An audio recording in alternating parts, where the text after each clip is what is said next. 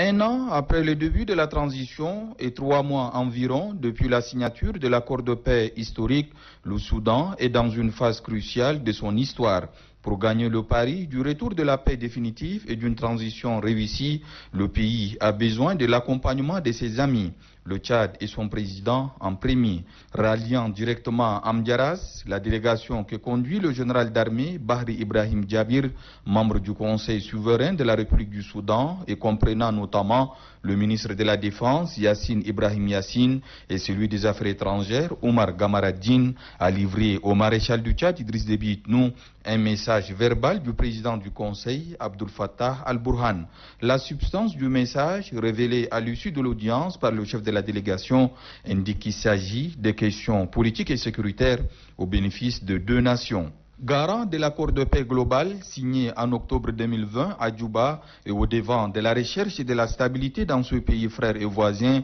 le maréchal du Tchad, Idriss Déby Itnou, a été informé de l'évolution de la situation qui provoque sur la scène politique soudanaise. Les efforts en cours, renseigne le chef de la délégation, convergent vers le renforcement de l'unité nationale et l'organisation des élections. Un exposé qui a trouvé en face un vrai connaisseur du dossier, un soutien essentiel à affirmé le général d'armée Bahri Ibrahim Djabir. Il dit espérer que cette audience et les rencontres en bilatéral tenues avec la délégation tchadienne en marge donneront un coup de pouce au processus de paix au Soudan et au raffermissement des relations entre les deux pays. Cette audience et les enjeux que renferment les sujets abordés confirment la constance dans les consultations entre les deux dirigeants, une parfaite entente à l'image des profondes relations d'amitié et de fraternité entre le Tchad et le Soudan.